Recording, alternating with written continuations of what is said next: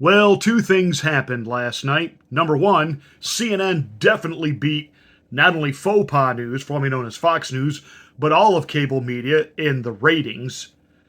But number two, to accomplish that, well, they had to sacrifice one of their own on the altar of Donald Trump because Trump absolutely owned that town hall. He owned the moderator.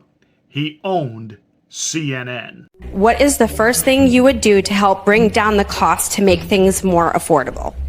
Drill, baby, drill. And by the way he got out of Afghanistan was the single most embarrassing moment in the history of our country. Why did it take you 3 hours to tell them to go home? I don't believe it did. Oh, let me pull it out. I have to pull it out. I'm 26. I'm a veteran. I help manage a private aviation company. You want a job? I'd love one, yeah.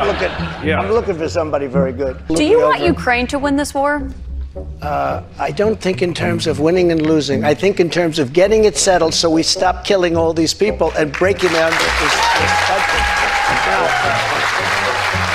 What do you and weapons I was and impeached funding? by a crazy woman named Nancy Pelosi. But the question here is, would you give Ukraine? Country is being destroyed by stupid people, by very stupid people. You once said that using the debt ceiling as a negotiating wedge just could not happen. You said that when you were in the That's Oval when I was Office. president. So why is it different now that you're out of office? Because now I'm not president.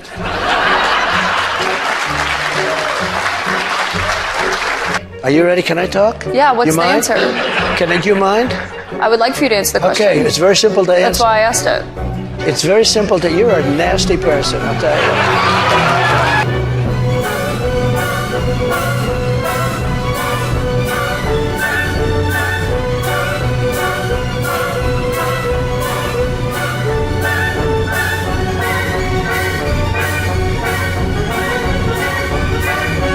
Let me just be very clear.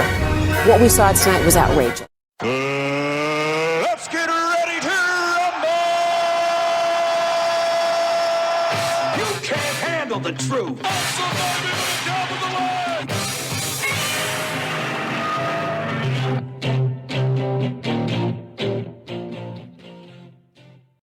Hey, this is Pastor Marty. Thank you so much for watching the Afternoon Drive. Make sure you're a subscriber to the channel. Once you are, smack the bell, click the word all to get notification of all of my rants. At this point, I'm sure most of you watching, you watched the town hall.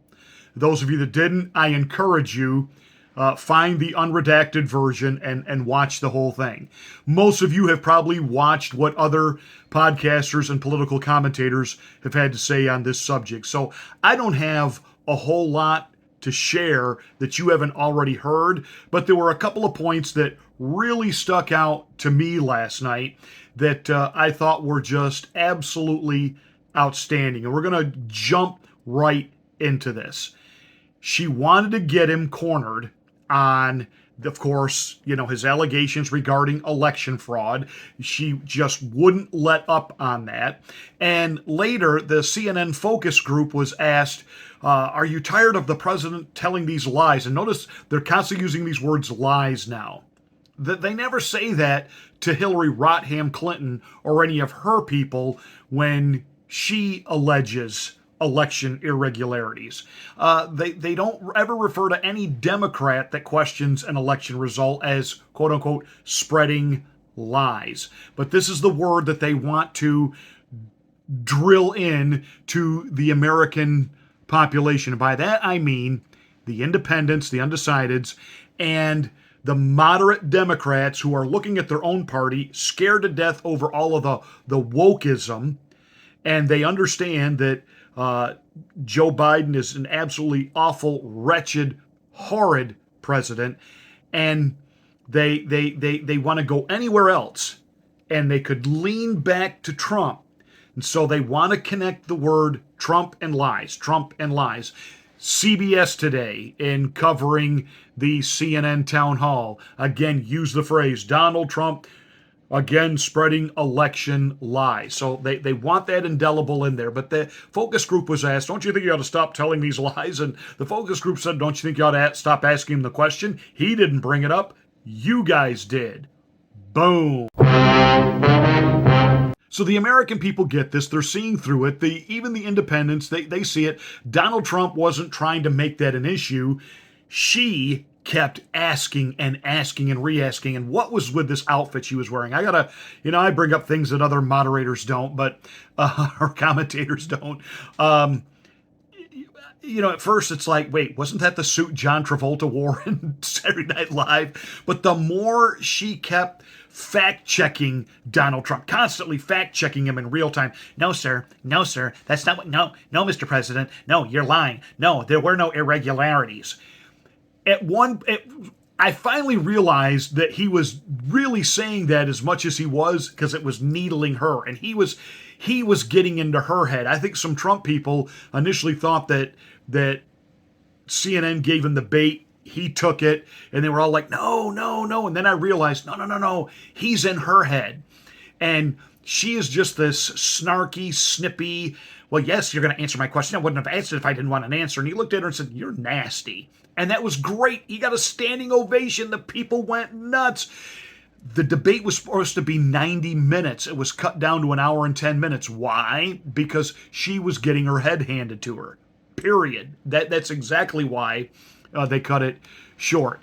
So, but the longer the night went on, as she's spinning these narratives that don't exist and fact-checking them on, when they had their back and forth about the documents, how many boxes Joe Biden took and where were they, and, why didn't you give them back when you were subpoenaed? And he's trying to explain, I don't have to give them back. I'm the president. I can declassify, and we can negotiate what goes back and what we're going to keep.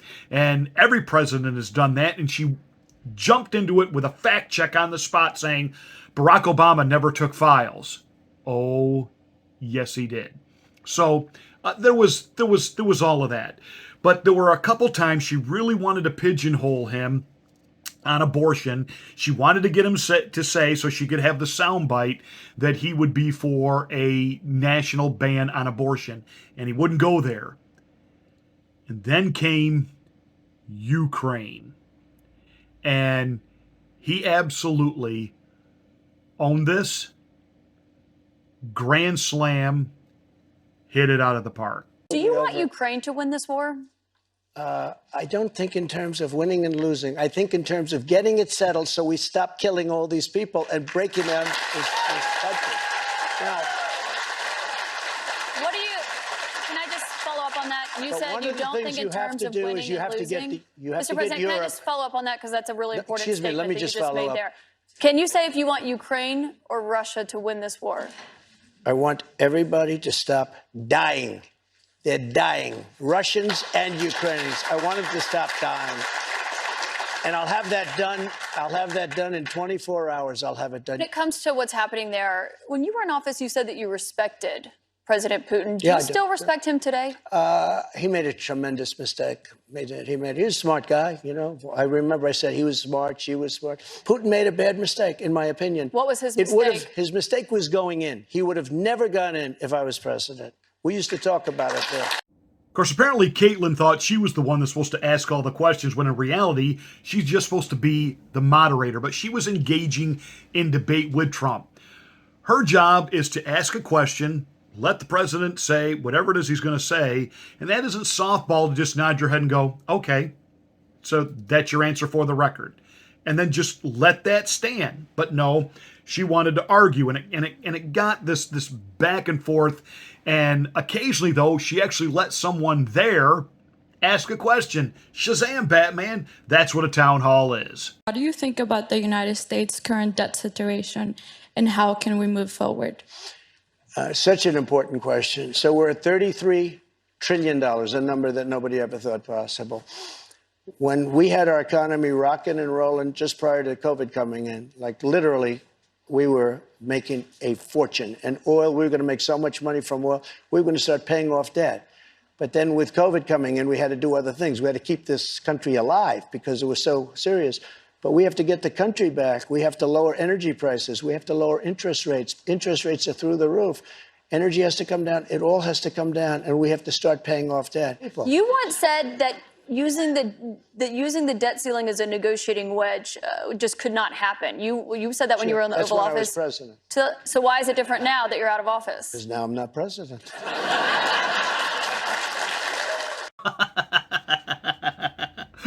He just absolutely owned her.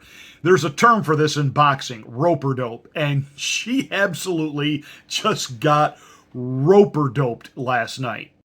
Early on in the debate, she asked him about the rape allegations that he was just held liable for at a court in New York. And of course, he tells his version of the story that, really, look at me. People know who I am. In New York, people know who I am. Am I going to walk into a department store, take a woman I've just met into a dressing room by a cash register, and we're going to engage in, activity? And he painted this woman as, quote, a whack job.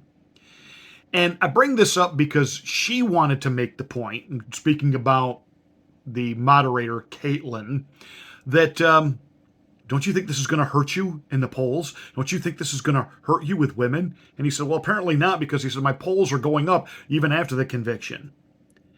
And even some people on the left are willing to point out that this is egregious and outrageous what happened to Donald Trump. Do you know they actually changed the law in New York just so this crazy woman could go after Trump? In fact, when she was brought on to CNN to tell her side of it, she started hitting on Anderson Cooper. We're going to take a quick break. If you can stick around, we'll talk more on the other side. You're fascinating to talk to. Apparently, she's also got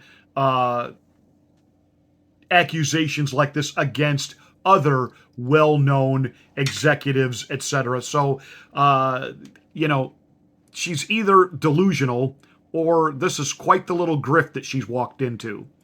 But beginning with the CNN panel, they weren't buying this hogwash and didn't really understand why it was being brought up in the town hall. And then you even have people now on the progressive left saying, okay, here we go. You got to keep pulling these hit jobs on Trump because you can't beat him straight up. Here he is at this town hall today. I've never met her before, and just making fun of her. How did that make you feel as a woman? I didn't really care. Why didn't you care? I don't know enough about the case. Women can be victims of abuse. Women can also make up stories. I mean, we see it all the time. So I don't know. All of these situations where people are coming out 20, 30 years later, I don't listen to it. This guy, DC Trano, tweeted out, did you know that the statute of limitations for sexual assault in New York is typically 5 to 7 years? New York even has a 20-year period for civil claims of sexual assault. But that wasn't enough to get Trump. Jean Carroll's claims go back to the mid-90s. So New York amended the law. When did they amend it? In 2022. To provide unlimited statute of limitations for civil claims of sexual assault, and provided a 1-year window where pre-existing claims could be litigated. That's where Jean Carroll comes in. Funded by a Democrat activist, she filed her claim against Trump in that limited window, and even a liberal New York jury wouldn't find Trump liable for rape. People paying attention know what this truly is, another political attack to try and harm Trump before the 2024 election. So they really did this. And here it is. Forbes says statute of limitations, this is from last year, statute of limitations on sexual assault eliminated for 1 year in New York. For 1 year they did this. This did this so they could exactly do this to Trump. And I have to remind people, everyone knows I'm no fan of Trump. But people who aren't a fan of Trump need to realize that if anybody from the outside attacked the establishment, if Bernie Sanders, I tell Bernie voters, if Bernie Sanders actually had the spine to grab power, which he doesn't, but if he did, this is what they would be doing to him. Stuff like this. They would be passing laws and they already said he was a Russian. They already said his followers were, they said he was a sexist. They said his followers were sexist, misogynist, and violent. And they already did all the stuff they're doing to Trump, and they did, and so that's why this is wrong. So I'm not, again, no fan of Trump, and everybody should, but it's obvious what they're doing. The last lawsuit they did to him was the exact same thing. That DA in New York did the same thing. This is all because they are afraid that they can't beat Donald Trump at the ballot box, and this is so obvious. It's mental. It was fun. I enjoyed it. And all I can say is, oh, baby, bring on 2024. Now, Joe Biden tweeted out, well, somebody on his staff tweeted for him, you want 4 more years of this? And what he's doing is he's feeding off of all of the negative comments that so many in the liberal media and in liberal world and celebrities taking to Twitter and, making their quick little, TikTok videos of an attack on democracy, this over-the-top pearl clutching. I watched even some progressives, give their commentary on it today, and they were just kind of laughing, saying, "This is Trump. This is vintage Donald Trump." And basically, Joe Biden is now trying to say, "Do you want 4 more years of this? Do you want to do this again?" In other words, he's trying to say, "Do you want this endless drama and all of this, just the negativity and the tweet? Do you want all that again?" In 2020. With a economy that was wrecked by the coronavirus, people still scared of the virus, being fed all kinds of disinformation and misinformation, and people were just, maybe we just give Biden a chance. Well, now we've had Biden, and the country's gone to hell in a handbasket. The economy is tanking. We have a beyond emergency crisis at the southern border. And the American people, this time, even the moderates and the independents that they think these things about Trump and his personality are going to push away, this time they're going to say, you know what? I don't have to read his tweets. I don't have to listen to his commentary. But boy, oh boy, do I like the way the country worked when he was in office.